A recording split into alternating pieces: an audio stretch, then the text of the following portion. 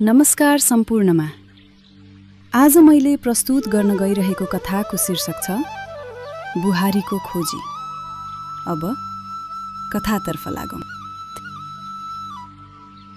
धेरै वर्ष अघि एउटा गाउँमा एकजना अत्यन्त मिहिनेती, दयालु र बुद्धिमान मानिस बस्थे।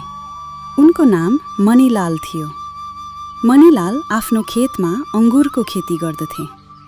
उनको एकजना राजु नामको छोरा थियो। राजु 1 वर्षको हुँदा उसकी आमा खसिन्। त्यसैले मणिलालले उसलाई आमा बाबुकै माया दिएर हुर्काएका थिए। राजु पनि सुशील, मिहिनेती र बुद्धिमान थियो। मणिलालका लागि राजु भविष्यको आशा थियो। समय बित्दै गयो। राजु पनि 21 पुगेर 22 लाग्यो। अब मणिलाललाई छोराको बिहे गरेर एउटी सुन्दर दुलै भित्राउने रहर लाग्न थाल्यो। उनले मनमा नै सोचे, यति सुन्दर छोराका लागि ऊ जस्तै सुशील, मिहिनेती र सुन्दरी दुलही कहाँ खोज्ने होला। यस विषयले मणिलाललाई चिन्तित तुल्यायो। उनलाई खाना पनि रुच्न छाड्यो। एक दिन बेलुकाको खाना खाइसकेर उनी धेरै बेर घोरिरहे। त्यसपछि उनी मुसुक्क हाँस्दै उठेर छोरातिर फर्केर भने, राजु, भोलि बिहान सबेरै बाहिर जानु छ। तिमीले बिहानै उठेर कामदारहरूलाई 5 टोका जति अंगुर टिप्न लगाउनु। 4-5 जना भरिया पनि ठिक पार्नु। हेरौँ खोजे जस्तो भेटिएला कि। राजुले केही पनि बुझेन। बुढा हाँस्दै अर्को कोठामा पसे। भोलिपल्ट बिहान अंगुर तयार भयो। अंगुर भरियालाई बोकाएर मणिलाल घोडामा चढेर अघि लागे। उनी सरासर टाढाको गाउँमा पुगे र कराउन थाले, गाउँलेहरू हो, ल आउनुहोस्, तपाईहरूले आफ्नो घर बढारेको फोहोर मलाई दिनुहोस् र त्यति नै अंगुर लानुहोस्। गाउँलेहरूले उनको कुरा पत्याएनन्। उनीहरू झ्याल ढोका बन्द गर्न लागे। उनीहरूले सोचे, यो मान्छे कि त पागल हुनुपर्छ कि त हाम्रो गाउँको हाल खबर बुझ्न आएको जासुस हुनुपर्छ। गाउँलेहरू नआएपछि उनले फेरि चिच्याएर भने, पत्याउनु भएन कि क्या हो? यो चान्चुने अंगुर होइन। फेरि यस्तो मौका आउँदैन नि। बुढा डोकाबाट पाकेका अंगुरका झुप्पा झिकेर कपाकप खान थाले। धन देखेपछि महादेवको 3 नेत्र खुल्छन् भने झैं अंगुर खान पाइने लोभमा गाउँकी एउटी आइमाईले तुरुन्तै 1 डबका फोहोर ल्याएर बुढालाई दिए। बुढाले पनि 1 डबका अंगुर उघाएर दिए। हेर्दा हेर्दै फोहोर लिएर आउनेहरूको भिड लाग्यो।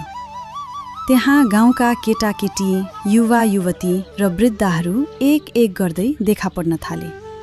मणिलाल पनि फोहोर लिँदै अंगुर दिँदै गर्न थाले। उनी केही पत्ता लगाउन खोजे झैं गम्भीर देखिन्थे भने घरिघरि मुस्कुराउँथे पनि। उनले दिनभरि अंगुर बाँडे र बेलुका जम्मा भएको फोहोर तिनै भरियालाई बोकाएर घर फर्किए।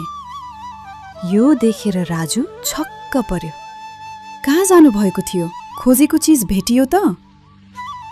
भेटिएन। भोलि फेरि जानु पर्ला। भोलि पनि 5 टोका अंगुर ठिक पार्नु। बिहान अंगुर ठिक भयो। उनी आज अर्कै गाउँमा गए। आज पनि उनले खोजेको चिज पाएनन्। उनी हिजो जस्तै निराश भएर घर फर्के। बुद्धिमान मान्छे मात्र सफलता पाउन सक्छ भन्ने सोची मणिलालले एकपल्ट पुगेका गाउँमा फेरि नजाने निर्णय गरे। उनी पहिले झैं अंगुर लिएर जान्थे, तर सधैँ नयाँ गाउँमा पुग्थे। उनले अंगुर बाँडेको देखेर धेरैले धेरै थरी कुरा गरे। कसैले उनलाई मूर्ख र पागल भने। कसैले गरिबलाई दान गर्ने धर्मात्मा महापुरुष ठाने। कसैले चाहिँ सरकारले गाउँ सफा गर्न पठाएको कर्मचारी हो रे भन्नेसम्म लक काटे। 7औं दिनमा उनी एउटा नयाँ गाउँमा पुगे। उनी फोहोरसँग अंगुर साट्दै थिए। त्यहाँ एउटी 16-17 वर्षकी सुन्दरी युवती हातमा अलिकति फोहोर बोकेर आइन्। उनले मणिलालतिर फर्केर भनिन्, बुबा, मलाई पनि अलिकति अंगुर दिनुहोस् न। मसँग त यति मात्र फोहोर छ। बुढाले यसो हेरे। साह्रै थोरै फोहोर। हुन्न नानी, यति थोरै फोहोरमा अङ्गुर आउँदैन। जाऊ, घर सफा गरेर धेरै फोहोर लिएर आऊ। बुढाले अरूलाई अङ्गुर दिन थाले। एकछिनपछि ती युवतीले मणिलाललाई अनुरोध गर्दै भनिन्, दिनुहोस् न बुबा, हाम्रो घरमा फोहोर नै छैन। हामी दिनै पछि बढार्छौँ। आजको फोहोर पनि फालिसके। यो पनि पल्ला घरे काकी कहाँबाट मागेर ल्याएको। भाइले अङ्गुर खान साह्रै मन गरेकाले मात्र काकीसँग फोहोरको धुलो मागेर अङ्गुर साट्न आए कि। बुबा शब्द सुन्दैमा झस्केका मणिलालको अनुहारमा सन्तुष्टिको रेखा दौडियो। उनले युवतीलाई धेरै बेर नियाले र भने, स्याबास नानी, यस्तै मिहिनेती र धैर्यशाली भएमा मानव हुनुको गरिमा बढ्छ। अल्छी र फोहोरी भएमा कसैले मन पराउँदैन। तिमीलाई पनि कहिल्यै दुःख नहोस्, मेरो आशीर्वाद छ। युवती आफ्नो प्रशंसाका कुरा सुनेर केही लजाए जस्तो गरिन्।